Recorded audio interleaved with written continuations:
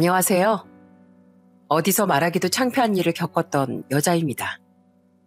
저는 어디 가서 적어도 남 부끄러운 짓이나 떳떳하지 못한 일은 하지 않고 살았어요. 남들보다 그렇게 능력이 뛰어나지도 잘나지도 않은 제게 그건 스스로를 사랑할 수 있게 만들어주는 자긍심의 근원이었죠. 그런 제게 어디 가서 말하기도 창피한 일이란 완전한 남의 이야기였는데요. 아무리 내가 똑바로 산다고 한들 그런 일이 사람을 가려서 찾아오는 게 아니더라고요. 물론 신중히 상황을 살피지 못한 제 잘못이 중요한 작용을 하긴 했지만요. 그래도 이젠 기억 저편으로 많이 내던져 버릴 수 있게 된 그 이야기를 지금부터 여러분께 들려드릴게요. 저희 친가족은 제가 어릴 적부터 사이가 좋았습니다. 저희 집과 두 고모는 장남인데다 할머니를 모시고 살던 큰아빠 집에서 자주 모이곤 했죠. 자상하고 듬직했던 큰아빠는 자식들과 조카들에게 인생에 대한 조언을 많이 해주셨어요.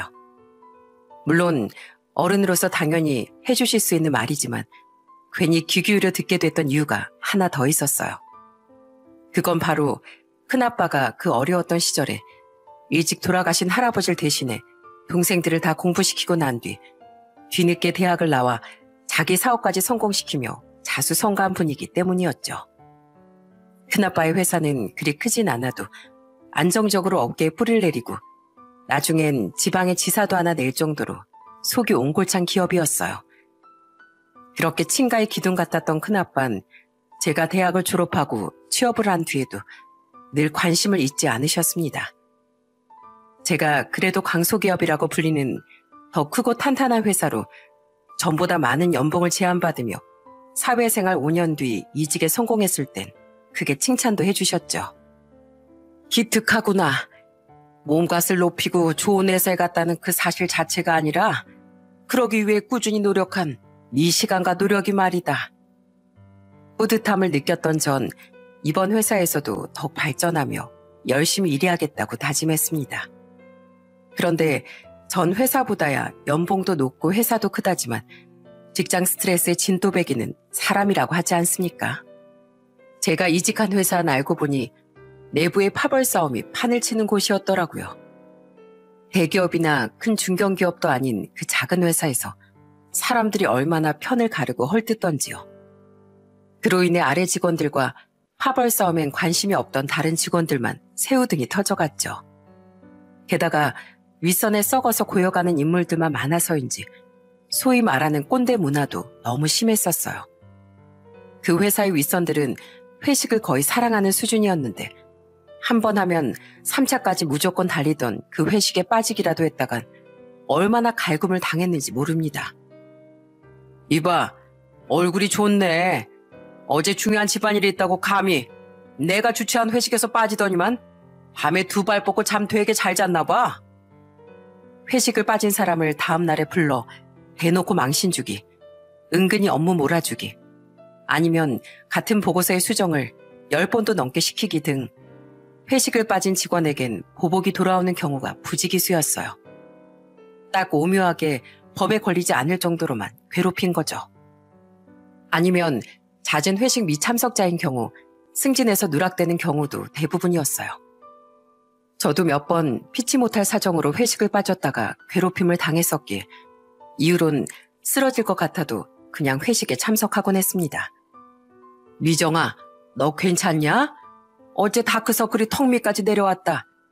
지금 회사가 그렇게 사람 힘들게 한다더니 회사 때문이야?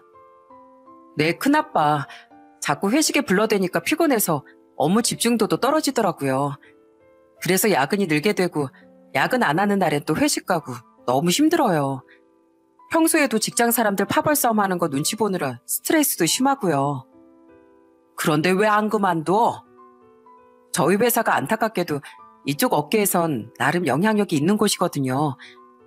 괜히 못 견디고 나갔다가 꼰대 상사들이 업계에 이상한 말 퍼뜨릴까 봐 무섭기도 해서요. 그리고 무엇보다 일도 아닌 사람 문제 때문에 그만두면 괜히 제가 지는 것 같아서 바득바득 버티고 있어요. 그렇게 회사 때문에 파김치가 되어가던 제게 큰아빤 염려 어린 말을 건네셨어요. 그리고는 제 대답을 듣고 녀석 참 근성은 있네, 장하다 하고 웃으셨죠. 저는 정말 근성 하나로 그 회사에서 버티고 버텼어요. 그렇게 버티면 언젠간 벼뜰 날이 있겠거니 하면서요. 하지만 그 짓을 7년을 해도 고여서 썩어있던 윗선과 무엇보다 대표가 그대로니 전혀 바뀌는 게 없더라고요. 결국 스트레스로 인한 원형 탈모와 위장병을 달고 살던 전 회사를 결정했습니다. 같은 어깨 소문이고 지고 이기고 나발이고 우선 저부터 살아야겠다 싶어서요.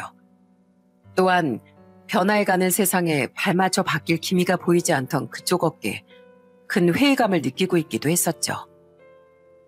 미정이 이제 쉴 만큼 쉬고 재취업 자리 구하고 있다더니 잘 되고 있어? 아니요, 큰아빠. 제가 세상을 너무 쉽게 봤나 봐요.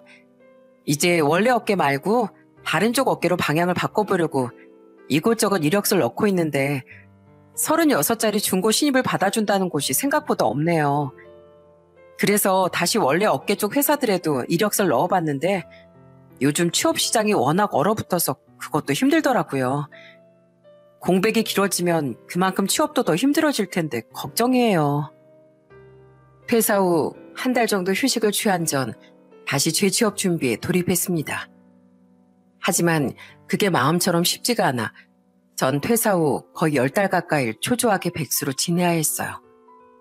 그런데 할머니 생신이라 큰아빠 댁에서 모였던 어느 날 큰아빠가 평소처럼 제 안부를 물으시더군요. 그리곤 제 대답을 들으시더니 정말 감사한 제안을 해주셨어요. 그래, 어차피 원래 어깨를 떠나서 중고 신입으로 다시 시작할 생각이면 너희 큰아빠 회사에 이력서 넣어볼래? 물론 마침 뽑고 있는 부분이 계약직이긴 한데 열심히 하면 정규직 전환도 시켜줄 수 있어. 그리고 이쪽 업계에서 이 큰아빠 회사 나름 전망 있는 곳이라 와서 일 배우면 네 발전에도 크게 도움이 될 거야. 그동안 지켜보니까 네가 끈기도 열정도 있는 아이 같아서 이 큰아빠가 제안해 주는 거야. 진짜요? 진짜 그래도 돼요?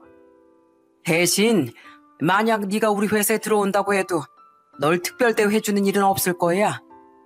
정해진 계약직 사원 연봉만큼은 줄 거고 정규직 전환도 공정하게 평가할 거야. 이 큰아빠는 너에게 그저 기회를 주는 것뿐이야. 어때? 미정아, 우리 아버지 말씀대로 하면 이 오빠도 너무 좋을 것 같다. 우리 회사 진짜 직원들 간 분위기도 좋고 성장할 기회도 많은 곳이라고 자부할 수 있거든. 당시 큰아빠 회사에서 이사로 재직 중이던 사촌 오빠도 적극적으로 제게 권유를 해줬습니다. 저는 그렇게 감사한 마음으로 큰아빠의 회사에 출근하게 됐어요. 그리고 제가 먼저 절대 회사에서 우리가 가족관계임을 밝히지 말아달라고 부탁했죠. 열심히 일해서 정규직이 될 자신도 이후로도 좋은 직원이 될 자신도 있어요. 근데 괜히 그게 혈연 때문이라는 오해는 받고 싶지 않아요. 우리도 동의하는 바란다. 그게 널 진짜 위하는 길인 것 같으니까 말이야. 전 처음 발을 들인 이쪽 업계 일을 배우며 회사에도 잘 적응하기 위해 정말 열심히 일했습니다.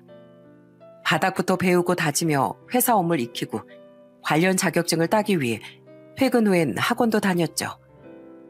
다행히 사촌 오빠 말대로 회사 내부 분위기가 너무 좋았기에 비록 몸은 힘들지만 마음은 하나도 힘들지 않았어요.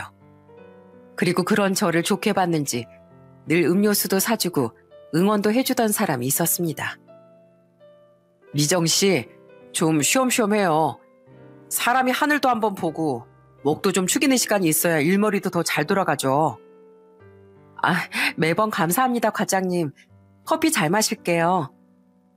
저야말로 고맙죠. 미정씨가 들어온 후론 저희 부서 분위기도 더 활기차졌다니까요. 늘 제일 일찍 출근해서 직원들한테 씩씩하게 인사도 해주시고 회사 업무도 모자라 스스로 하는 공부에 자격증 준비까지 다들 미정씨 보면서 좋은 자극들 많이 받고 있어요. 정말요? 좋게 봐주셔서 감사해요. 그냥 전 남들보다 늦게 다시 시작하는 만큼 2배로 노력해야 그나마 따라갈 수 있는 것 같아서요. 같은 상황에 놓인다고 해도 그걸 머리로는 알지만 미정씨처럼 행동으로 실천하는 사람은 드물 겁니다. 미정씨 정말 멋있는 사람인 것 같아요.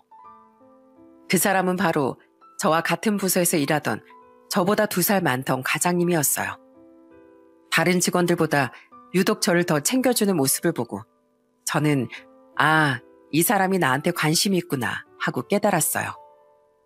저도 나이도 있고 연애 경험도 있는 다 큰 성인인데 그 시그널을 어떻게 몰랐겠습니까? 저기 미정 씨, 우리가 본지 그렇게 오래되진 않았어도 다른 직원들 평판을 보면 알겠지만 저 성실하고 괜찮은 남자입니다. 조금 섣부른 감이 있긴 하지만 망설이다가 미정 씨를 다른 사람에게 빼앗길까 봐 자꾸 조바심이 났어요. 그래서 이렇게 용기 내서 고백하는 겁니다. 저한테 제가 어떤 사람이고 얼마나 좋은 남자인지 보여드릴 수 있는 기회를 주세요. 과장님은 평소 업무도 성실히 수행하고 위아래 상관없이 모든 직원에게 다정한 분이었습니다. 때문에 과장님이 제게 호감을 보이면서부터 저도 마찬가지로 호감이 가더라고요. 그리고 큰아빠 회사에 들어간 지 7개월쯤 지났을 때부터 우린 만남을 시작하게 됐죠. 그렇게 1년이 조금 넘게 연애를 했던 어느 날 남자친구는 제게 청혼까지 했습니다. 너도 이제 나이가 30대 후반이고 난 이제 40에 접어들었어. 그러니까 더 늦기 전에 우리 안정적인 가정을 꾸리지 않을래? 난 너랑 함께라면 어떤 어려움이 있어도 헤쳐나갈 수 있을 것 같아. 그리고 하루빨리 결혼해서 더 늦기 전에 나 우릴 닮은 아이도 가지고 싶어. 솔직히 좀 이른 감이 있는 것 같아 고민이 됐습니다. 사람 일은 모르는 일인지라 저는 적어도 최소 한 해 이상은 더 지켜보고 싶었거든요. 하지만 워낙 제 동생의 아이나 사촌 언니 오빠 아이들을 예뻐했던 저였다 보니 아이 얘기에 마음이 흔들리더라고요. 결혼하면 아이는 꼭 낳고 싶었던 제가 생물학적으로 지금 당장 아이를 가진다고 해도 이른 나이는 아니었으니까요. 또한 연애 중 지켜본 남자친구는 타고난 사랑꾼에 배려심 가득한 사람이었기에 저는 부모님께도 터놓고 상의를 해봤습니다. 이런 일엔 어른의 의견이 중요하다고 생각했거든요. 사람은 성실하고 좋다고 주위 평판도 좋고 그럼 부모님은 뭐 하시는 분인데? 듣기만 했는데 아버님은 오빠가 8살 때 이혼하시고 연락이 끊겼대요. 그래서 어머님이 혼자 시장에서 생선 장사를 하면서 외아들인 오빠를 키우셨나 봐요. 그래, 네 할머니처럼 고생을 많이 하신 분이겠구나. 그럼 그 사람이 자기 어머니한텐 잘하는 것 같아? 네, 늦으면 늦는다. 저녁 식사는 하셨냐? 뭐 이런 통화도 자주 하고 가끔 어머님 드린다고 먹을 거나 꽃을 사서 들어가기도 하더라고요. 그런 효자 같은 모습이 좋아 보여서 더 진지하게 이 결혼에 대해 생각해 보게 된 거예요.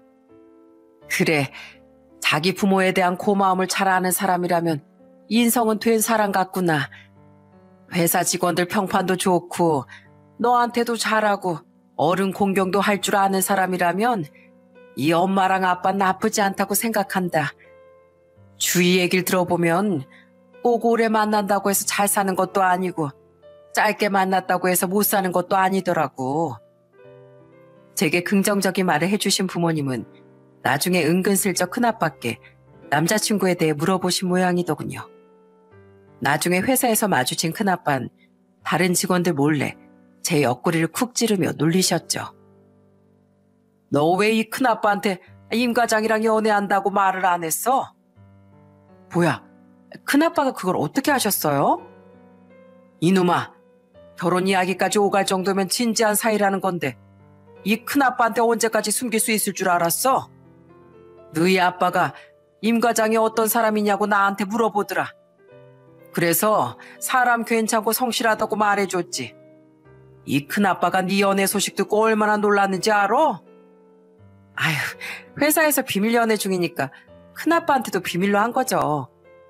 큰아빠, 이거 민호 오빠한테 아직 절대 말하면 안 돼요. 다른 직원들한테도요. 내가 큰아빠인 것도 모르는 사람들한테 내가 뭐라고 떠드냐. 안 해. 나중에 진짜 결혼하게 돼서 청첩장 돌릴 때 되면 어련히 네가 알아서 얘기하겠지. 민호한테야 뭐 조심하마. 꼭이요. 알게 되면 분명 민호 오빠 지나갈 때마다 다른 직원들 모르게 저 놀리고 싶어서 입이 아주 근질근질 할 거라고요. 회사 이사식이나 되는 사람이 나이도 43이나 돼가지고 얼마나 초딩 같은지. 민우가 어릴 때부터 워낙 널 예뻐했잖니. 널 아끼니까 그러는 거지. 아무튼 이 큰아빤 대충 찬성이다. 그런 어른들의 말씀에 저는 드디어 결혼 생각을 굳혔습니다. 제 승낙의 남자친구는 진짜지? 고마워 미정아. 와, 이 임종호 드디어 장가간다. 하고 소리치며 방방 뛰기까지 하더군요. 이후 우린 먼저 남자친구네 집에 인사를 드리러 갔습니다. 그때 절 반겨준 남자친구 어머니는 자신이 얼마나 힘들게 남자친구 키웠는지, 자신이 얼마나 외아들에게 애착이 강한지 구구절절 하소연하듯 말씀하셨죠. 그 능력도 없고 무책임한 인간하고 사느니 차라리 혼자서 우리 종을 키우는 게 골백권도 맞다고 생각했다. 하지만 막상 이혼하고 여자 혼자 아이를 키우려고 보니 세상이 보통 험한 게 아니더라고. 너도 알다시피 요즘이랑은 좀 다른 세상이었잖니. 그렇죠. 정말 고생 많으셨다고 오빠한테 들었어요. 그래, 다행히 우리 아들은 엄마 고생도 알아주고 지 애비라 안 닮아서 성격도 착한 데다 사회생활도 성실한 어른으로 자라줬어. 종은 내 전부이자 희망이나 다름없었다. 솔직히 너도 우리 종호랑 같은 회사를 다니니까 알겠지만 그 회사가 남들이 보기엔 작아 보여도 나름대로 너희들 업계에선 입지도 있고 단단한 곳이라며. 대표님이 좋은 분이라 직원들 복지도 빵빵하고 마땅한 대가가 따라야 능률도 오른다면서 연봉도 높게 쳐주는 편이라지? 네, 맞아요. 그만큼 또 입사 경쟁률도 좀 있는 편이고요. 그래, 그런 쟁쟁한 회사에 들어가 과장까지 버티고 있는 우리 아들이 난 너무 자랑스럽단다. 그런 애가 대체 언제 결혼해서 나한테 손줄 보여줄까 싶었는데 드디어 이렇게 내가 며느리를 보게 되는 날이 다 오는구나. 어머니, 제 자랑 좀 그만하세요. 누가 들으면 제가 되게 남다른 인재인 줄 알겠어요. 네가 남다르지 그럼 뭐가 뒤처져.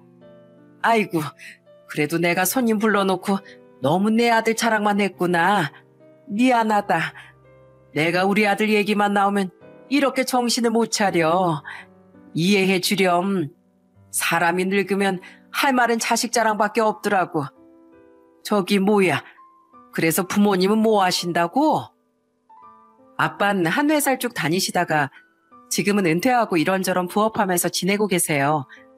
엄만 꽃집 운영하고 계시고요. 남자친구의 어머니는 정말 남자친구가 전부인 분 같았습니다. 때문인지 계속해서 제게 남자친구 자랑을 하셨지만 그 정도는 이해했어요. 저희 할머니께서도 유독 잘하면서 자신을 많이 도와줬던 큰아빠에 대한 애착이 강하셨으니까요.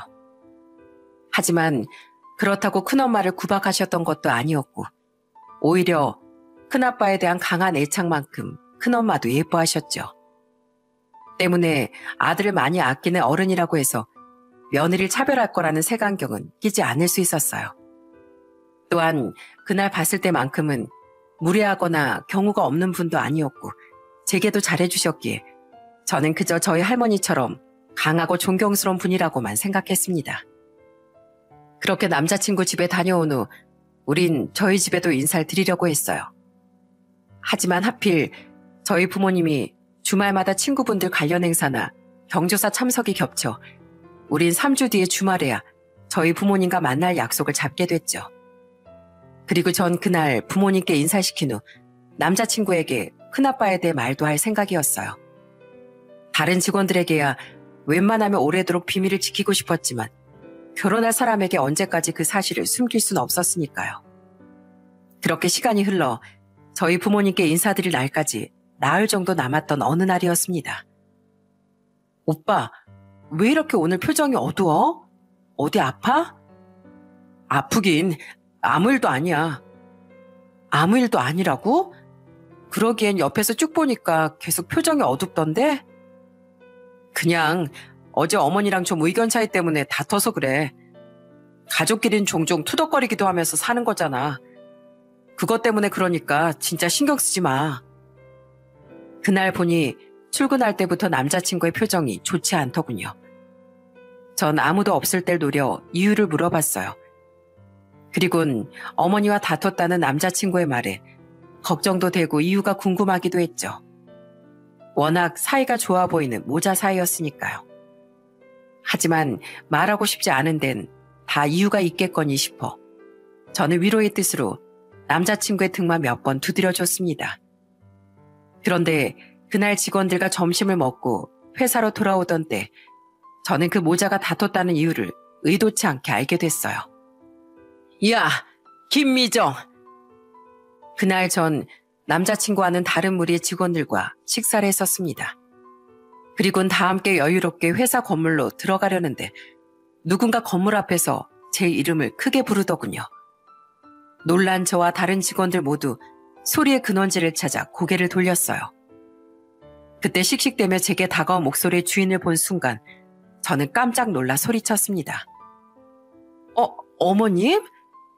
어머님은 개뿔, 아줌마라고 불러 이거사. 그 사람은 바로 남자친구의 어머니였어요. 대체 이분이 여기까진 왜 찾아왔는지, 그리고 왜 저렇게 화가 난 얼굴로 절 부른 건지 도저히 이유를 모르겠더군요. 하지만 이어진 남자친구 어머니의 말에 전 이루 말할 수 없는 황당함을 느끼게 됐습니다. 야, 너 계약직이라며? 네? 네. 그걸 왜 인사 왔을 때 진즉 말을 안 했어? 난 그것도 모르고 우리 아들이랑 같은 정직원인 줄 알고 널 며느리로 받아주려고 했던 건데 내가 어제 아무 생각 없이 궁금해서 우리 종호한테 물어봤다. 종호는 과장인데 결혼할 그 앤 대리쯤은 되는 거냐고. 그러니까 걔가 네가 정직원도 아닌 계약직이라잖아. 곧 정규직으로 전환은 될 것 같다는데 그걸 누가 장담해? 그 나이 여태 자리도 못 잡고 계약직? 하마터면 까맣게 모르고 사기당할 뻔했네. 아니, 오빠가 어련히 알아서 말한 줄 알았죠. 그리고 설사 말을 안 했다고 해도 어머님이 물어보시지도 않았는데 대뜸 저는 계약직 사원이라고 말씀을 드렸어야 했나요? 가뜩이나 저도 긴장해서 준비해간 말도 제대로 못한 마당에요. 그걸 가지고 사기라뇨? 진짜 자다가 봉창 두드리는 소리를 들은 기분이었어요. 그러니까 남자친구의 어머니는 뒤늦게 제가 계약직 직원인 걸 듣고 기함을 해서 여기까지 달려왔던 겁니다. 저는 너무 어안이 벙벙해서 따졌어요. 그 옆에서 다른 직원들은 놀란 표정으로 이렇게 수군대고 있었죠. 뭐야, 종호? 과장? 그럼 임종호 과장님 얘기 아니야? 세상에, 두 사람 비밀 연애 중이었어? 그러게, 저 사람 임 과장님 어머니인가 봐. 두 사람 결혼 얘기까지 오갔나 본데? 근데 좀 심하다. 계약직 예비 며느리가 아무리 마음에 안 들어도 그렇지 저렇게 찾아와서까지 포악을 부려? 그런 수군거림에 제 얼굴은 빨갛게 달아올랐습니다. 이런 식으로 비밀 연애가 폭로되는 건 정말 원치 않았으니까요. 하지만 이미 이성을 잃은 것 같은 남자친구의 어머니는 제게 삿대질까지 하며 계속 소리쳤어요. 사기지 그럼. 너 솔직하게 말해봐. 나이도 많고 능력도 없는 네가 대체 우리 아들을 뭐로 꼬신 거야? 뭐 몸으로라도 꼬셨냐? 그렇다기엔 별 볼 일도 없는데 뭘. 뭐라고요? 내가 어제 하도 기가 막혀서 우리 아들한테 당장 헤어지라고 난리를 쳤다. 그런데 걔가 싫대. 우리 아들이 웬만하면 내 말을 듣는데 어젠 싫다고 고집을 부리더라. 그래서 내가 너한테 아주 개망신을 줘서 주제 박시켜주려고 여기까지 왔다. 그래야 우리 아들도 보는 앞에서 네가 자존심 상해서라도 헤어진다고 말하지. 야, 내가 우리 아들을 얼마나 금지옥여 키웠는지 알아? 그런데 감히 고작 계약직 사원인 네가 본사 과장인 우리 아들을 넘봐? 저기요, 일단 그만하시고요. 우리 자리 좀 옮기죠. 여기 제 회사 앞이에요. 이게 무슨 민폐예요? 왜? 창피하냐? 너도 너랑 우리 아들이 수준 안 맞는 거 정도는 아는 거지? 사람들 앞에서 더 망신당하기 싫으면 당장 헤어진다고 말해. 같은 회사 다닌다고 급도 같은 줄 알아? 사실 이 어느 부잣집 딸한테 장가 보내도 꿀릴 거 하나 없는 우리 아들을 고작 퇴직하고 부업에 꼴찌파는 부모도 너한테 장가 보내기 진즉부터 싫었어. 그래도 우리 아들이 좋다니까 그 정도는 그냥 넘어가 주려고 했던 건데. 계약지? 당장 헤어진다고 말 못해? 얼른 말해. 네, 헤어질게요. 아무리 사람이 좋아도 부모가 이런 몰상식한 사람인데 저도 그런 집안에 시집가기 싫습니다. 우리 집안이 별로라고요? 저희 아빠 비록 중소기업이긴 해도 임원까지 지내고 퇴직하셔서 부업으로 중소기업에 강의도 다니고 컨설팅도 다니는 분이세요. 벌이도 벌이지만 명예롭고 존경받는 분이라고요. 저희 엄마도 누구보다 열심히 사신 분인데 아줌마가 뭔데 저희 부모님을 고작이라고 폄하해요? 아줌마가 뭔데요? 이게? 헤어진다고 말했으면 끝난 거지. 어디서 건방지게 대들어? 왜, 안 돼요? 이젠 저랑 아무 사이도 안 해 아줌마한테? 게다가 감히 저희 부모님을 욕되게 한 사람한테 제가 목소리 좀 높이는 게 뭐가 어때서요? 아줌마 아들이 여느 부잣집 사이로 내세워도 안 꿀린다고요? 조건으로만 따지면 그런 부잣집 딸들이 더 어리고 잘난 남자 만나지 왜 생선장사하는 집안 아들을 만납니까? 직업에 귀천이 어디 있겠냐만 너무 화가 난 나머지 저는 그 아줌마의 직업까지 들먹였습니다. 그 아줌마가 먼저 저희 부모님의 직업을 가지고 시비를 걸었으니까요. 그러자 그 아줌마는 내로남불처럼 발끈하더군요. 생선장사가 뭐가 어때서? 네가 뭔데 내가 힘들게 돈 번 세월을 폄하해? 생선장사는 잘못 없지만 아줌마가 먼저 저희 부모님 일을 들먹였으니까 똑같이 현실적으로 말해드린 것뿐이에요. 왜 아줌마는 되고 난 안 돼요? 아줌마는 지금 제가 아니라 아줌마 아들 얼굴에 먹칠한 거예요. 알아요? 미정이 너 말 한번 잘했다. 그런데 그 순간 그 아줌마의 뒤쪽에서 누군가 등장하더군요. 그 사람은 바로 잔뜩 화가 난 표정의 저희 큰아빠였어요. 그리고 큰아빠의 뒤로 보인 건 얼굴에 핏기가 싹 사라진 채 경악을 하고 있던 남자친구였죠. 아마 다른 직원들과 식사를 하고 반대쪽 길에서부터 회사로 걸어온 모양인데 표정을 보니 그 난리통을 다 보고 들은 것 같더라고요. 그 와중에 자기 엄마를 말릴 생각은 않고 그렇게 경악을 하며 보고만 있었다는 사실이 더욱 열이 받았습니다. 그런 이런저런 짧은 생각을 하던 와중 큰아빠는 제 옆으로 와서 제 어깨를 감싸셨어요. 그쪽은 뭡니까? 뭐야, 대표님이잖아. 대표님이 미정 씨한테 왜 미정이라고 부르시지? 그 아줌마는 분노가 가라앉지 않은 말투로 큰아빠에게 물었습니다.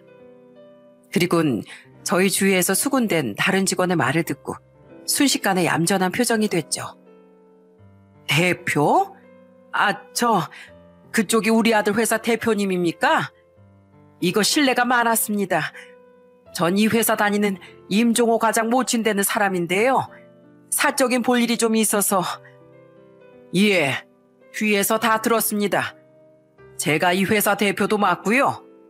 그런데 가만 보니 더 이상 그냥 듣고만 있을 수가 없어서 제가 이렇게 나선 겁니다. 당신이 뭔데 우리 미정이한테 계약직이니 뭐니 삿대질하고 무시합니까? 당신이 뭔데 미정이 부모까지 무시해요? 아까부터 미정이 하시는데 얘랑 무슨 사이라도 되십니까? 아무리 사적 친분이 있다고 해도 그렇지 왜 회사 대표라는 사람이 고작 계약직 사원 하나를 이렇게 감싸세요? 그 아줌마는 다른 직원들처럼 어리둥절한 표정으로 묻더군요. 그리고 이어진 큰아빠의 말을 듣고 그 아줌마와 자리에 있던 직원들 모두 경악을 했어요. 제가 우리 미정이가 원해서 웬만하면 말을 안 하려고 했는데 보호자로서 더 이상 가만히 있을 수가 없네요. 예, 제가 미정이랑 무슨 사이라도 됩니다. 제가 미정이 아빠 형 되는 사람이에요. 미정이 큰아빠라고요. 내 조카가 지금 이런 모욕을 당하고 있는데 내가 나서서 감싸주지도 못합니까? 그리고 임종호 과장, 내 진즉 자네랑 우리 미정이 사이는 알고 있었고 자네를 좋게 보고 결혼도 응원해줬네. 그런데 내가 사람을 단단히 잘못 봤구만. 이런 상황에서 어떻게 아내 될 사람을 감싸주지 못할 망정 멀뚱멀뚱 서서 몸만 사리고 있나? 대표님이 미정이 큰아버지시라고요? 아니, 전 그냥 당황해서. 어디서 변명질이야? 난 무책임하게 변명만 늘어놓는 사람이 일적으로도 사적으로도 제일 싫래. 당장 와서 자네 모친 데리고 가지 못해? 화가 머리 끝까지 난 큰아빤 저를 감싸며 슬쩍 뒤로 빠져있던 남자친구에게 호통치셨습니다. 저와 큰아빠의 관계에 다른 직원들보다 더 크게 놀란 남자친구는 말도 제대로 하지 못하고 입만 뻐끔댔어요. 그러다 큰아빠가 한 번 더 소리를 치자 그제야 허둥지둥 달려와 자기 엄마를 질질 끌고 가더라고요. 아, 네. 아이, 진짜. 어머니, 제가 미정이랑 분명 안 헤어진다고 말씀드렸죠? 그런데 왜 여기까지 와서 사람을 망신 주세요? 이렇게 사람 많은 데서 미정이한테 상처 주고 결혼 깨뜨리면 그게 진짜 절 위한 일이라고 생각하셨어요? 이건 오히려 절 매장시키는 일이라고요. 이해, 너희 엄마한테 소리 지르는 거니? 엄만 그냥 네 장래를 위해서. 이게 무슨 절 위한 거예요? 그리고 방금 들으셨죠? 미정이가 대표님 조카라는 거요. 세상에, 대체 이게 무슨 날벼락이에요? 이번 일로 저 대표님한테 찍히면 어머니가 책임지실 거예요? 얼른 좀 나오세요. 그러니까 진짜 저 사람이 대표고 미정이 제 큰아버지라는 거지? 아이고, 쟤는 왜 그런 중요한 걸 너한테 말도 안 했다니? 어쩌냐 이거. 저기 대표님, 제가 정말 죄송합니다. 대표님의 귀하신 조카인 줄도 모르고. 예, 미정아, 내가 다시 연락해서 사과하마. 미정아. 한편의 코미디가 따로 없었어요. 그 아줌만 질질 끌려가면서도 큰 소리로 저와 큰아빠에게 사과를 하더라고요. 그렇게 그 자리엔 놀라서 수군대는 직원들과 큰아빠와 저만 남게 됐죠. 그리고 건물 유리문 안에서 지켜보고 있던 건지 갑자기 사촌 오빠가 건물에서 나오며 상황을 수습했어요. 자, 다들 들어갑시다. 점심시간 거의 다 끝났어요. 저기 미정아, 괜찮아? 세상에, 너 임 과장이랑 연애 중이었어? 그렇게 됐어. 오빠도 보고 들었으면 알겠지만 이젠 과거일 뿐이야. 방금 헤어졌잖아. 야야, 당차게 말 잘했어. 그리고 결혼하기 전에 저런 집안인 걸 알게 됐으니까 오히려 그냥 행운이라고 생각해. 민우 말이 맞다. 하늘이 도운 게야. 설마 너 이런 꼴을 봤는데도 여전히 결혼할 거라는 말은 안 하겠지? 부모를 보면 그 자식을 안다고. 이 큰아빠는 절대 반대니까 꿈도 꾸지 마라. 네 부모한테도 내가 다 말해줄 거야. 감히 내 조카를 건드려? 이제 밝혀질 건 다 밝혀졌겠다. 저는 다 포기하고 큰아빠와 사촌오빠의 위로를 받으며 사무실로 돌아왔습니다. 사무실 사람들은 제 눈치를 보기도 하고 대놓고 사실관계를 묻는 사람도 있었어요. 기운이 쭉 빠진 전 네, 전부 맞아요. 뭐든 숨겨서 죄송해요. 하고 민망한 듯 대답해줬죠. 그래도 제가 회사 생활을 허투루 하진 않았는지 많은 분들이 절 위로도 해주시더군요. 자기 엄마를 어디까지 데려다 준 건지 한참이 지나서야 남자친구는 사무실로 돌아왔습니다. 그 후 대표실에 불려가 다시 한번 주의를 받았더라고요. 그리고 그날 퇴근한 후 아무 말도 없이 퇴근하던 절 붙잡고 남자친구는 제게 싹싹 빌었어요. 미정아, 우리 어머니 행동 내가 대신해서 10번이고 100번이고 사과할게. 기분 많이 상했지? 그런데 왜 대표님하고의 관계 나한테 말 안 해줬어? 우리 집에 인사드리고 난 후에 말할 작정이었어. 사람들한테 괜히 오해받고 다니기 싫어서 숨겼던 거고. 근데 지금 중요한 건 그게 아니잖아. 대표님이 우리 큰아빠면 어떻고 아니면 어때? 오빠네 어머니 상관이 있는 것 같았지만 난 오히려 그게 더 추악하다고 생각했어. 뭐? 추악? 추악. 이제 남남인데 내가 못할 말이 뭐야? 나 오늘 절대 원하지 않는 방법으로 내 비밀 다 까발려지고 망신도 당했어. 게다가 인격적 모독까지 당해서 오빠조차도 지금 꼴도 보기 싫어. 아까 오빠 어머니한테 내가 했던 말 들었지? 우린 이제 아무 사이 아니니까 이건 놔. 아니, 미정아, 고작 우리 어머니 실수 한 번으로 나랑 헤어지겠다고? 내가 이렇게 사과하잖아, 어? 그리고 우리 어머니도 자기가 너무 경솔했던 것 같다고 너한테 사과하고 싶으시대. 당장 오늘 저녁에 오셔서 사과하겠다는 거 우선 내가 말렸어. 네 마음을 내가 먼저 풀어주는 게 먼저일 것 같아서. 미정아, 우리 그동안 사이 좋았잖아, 어? 내가 정말 잘못했어. 어머니도 2번 다시 못 그러게 할 테니까 그만 화 풀어. 계약직 며느리 끔찍하게 싫다던 분이 대표 조카인 걸 아니까 곧장 사과를 하겠다고? 그런 진심도 아닌 속보이는 사과 한 대도 거절이야. 그리고 내가 오빠 엄마한테만 실망한 것 같아? 오빠 아까 보니까 다 보고 있었으면서도 창피해서 몸 사리고 있더라. 결혼 전에도 그러는데 결혼하고 나서 오빠가 과연 가정을 지켜줄 수 있을까? 아니, 그건 너무 놀라서 그만. 이제 안 그럴게. 내가 그걸 어떻게 믿어? 아니, 그러거나 말거나 이젠 싫어. 난 한 번 아니면 끝까지 아닌 사람이야. 하나를 보면 열을 알 수 있다고 믿으니까. 그러니까 이건 놔, 진짜. 경찰 부르기 전에. 끈덕지게 매달리는 남자친구. 아니, 그놈을 저는 매몰차게 뿌리쳤습니다. 그렇게 끝인 줄 알았건만 그 뒤로도 계속 그놈은 사과를 하며 매달렸어요. 회사 내에선 다른 직원들 눈치에 귀가 팍 죽어 있다가도 사람들이 없을 땐 자꾸 제게 말을 걸어댔죠. 그나밖에 죄송해서 더 이상의 소란을 피우기도 싫고 이 인간을 어떻게 끊어내야 하나 골치가 아프더군요. 한편으론 어떻게 보면 저 사람도 피해자인데 남은 예정을 생각하니 안 됐다 싶을 쯤 저는 제 연민이 참 쓰잘데기 없는 짓이었다는 걸 알게 됐습니다. 미정아, 엄마랑 기분 전환하러 가자. 엄마가 예쁜 옷도 사주고 밥도 사줄게. 소란이 일어난 지 일주일하고도 며칠이 지났던 주말, 전 엄마와 함께 아울렛에 가게 됐어요. 그래도 오랜만에 엄마와 쇼핑도 하고 맛있는 것도 먹으니 침울했던 기분이 환기되는 것 같았죠. 하지만 엄마와 후식 커피를 먹기 위해 찾은 카페에서 저는 다시 기분이 확 잡치고 말았어요. 자, 어때? 맛있어? 너무 맛있다, 오빠.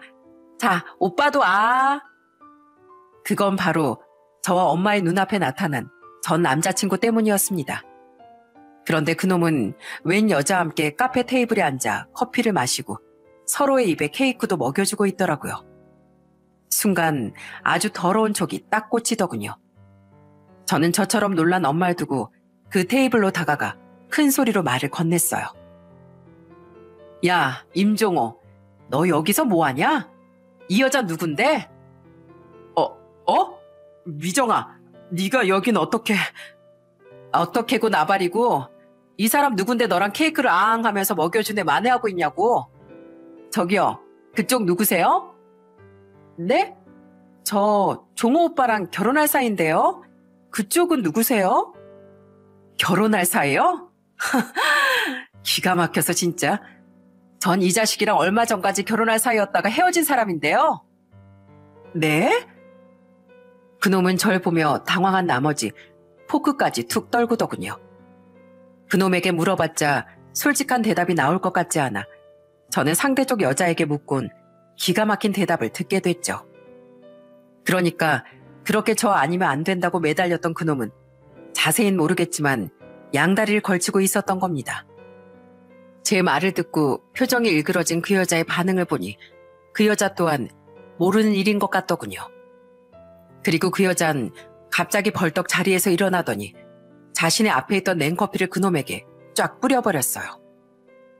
이 망할 자식. 야, 너 내가 다시 연락했을 때 여자친구 없다고 했잖아.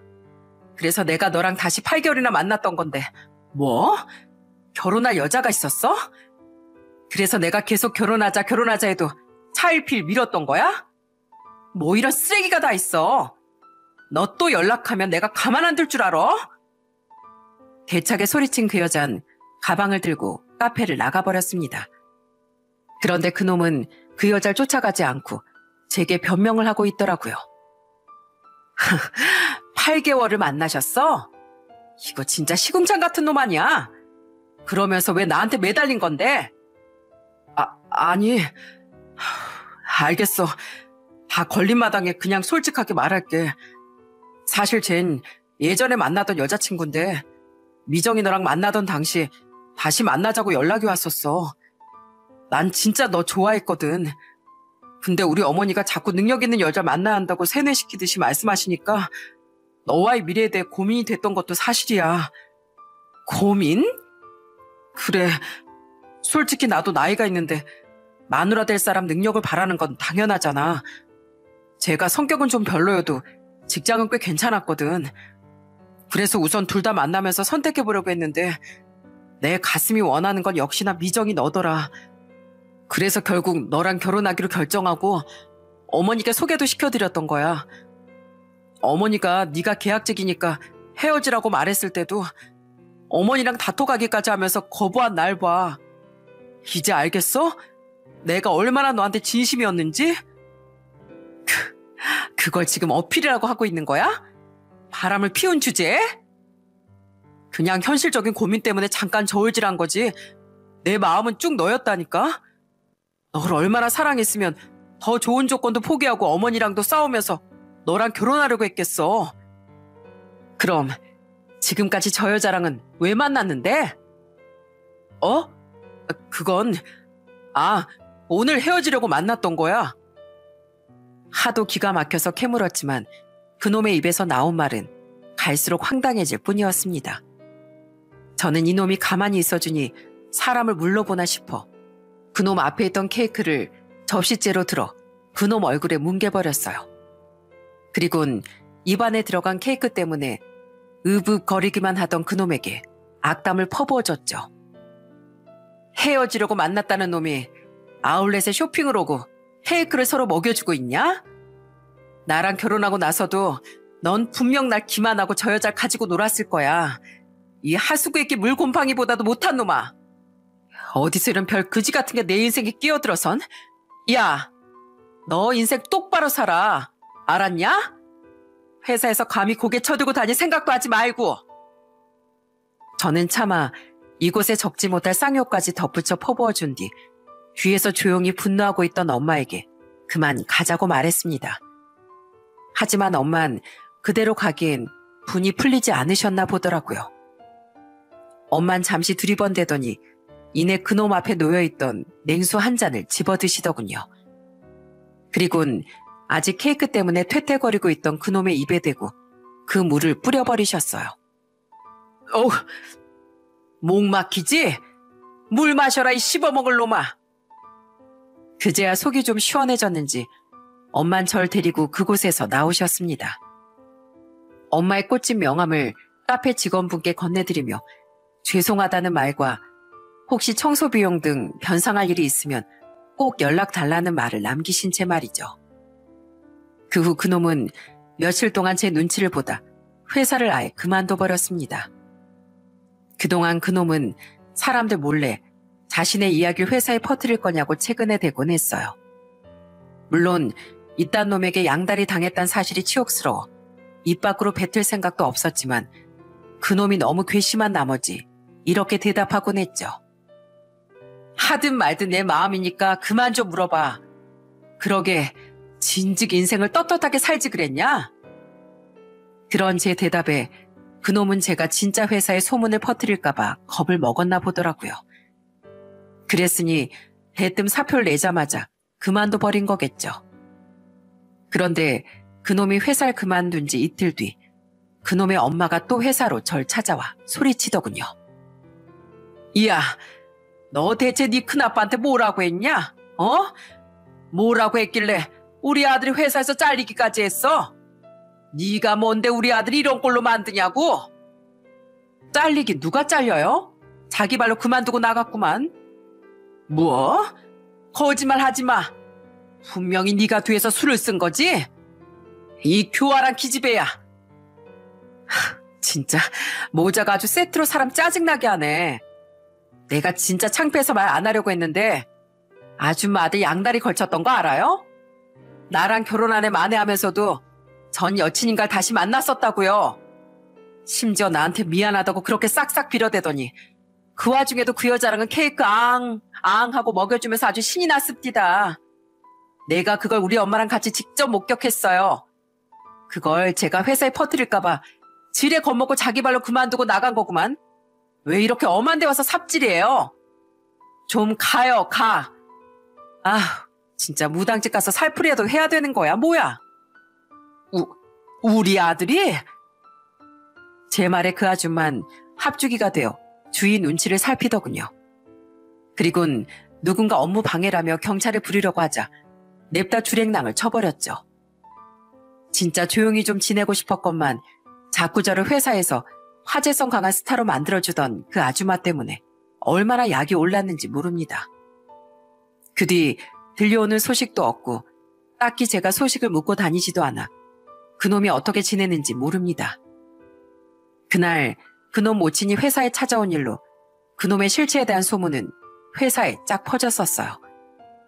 게다가 같은 어깨 바닥에도 꽤 소문이 파다하게 났다는데 그럼에도 불구하고 그놈이 어딘가에서 죄취업을 성공했는지 아니면 생판 다른 어깨로 떠났는지 그것도 아니면 여태 백수인지 전 모를 일이죠. 하지만 그런 놈을 제 인생에 잠시나마 끼워줬다는 기억조차 전부 다 잊어버리고 싶어 전 지금은 완전히 신경을 끄고 씩씩하게 살아가는 중입니다. 그놈이 회사를 떠난 뒤 저는 2년의 계약제 기간을 마치고 정규직으로 무사히 전환됐어요.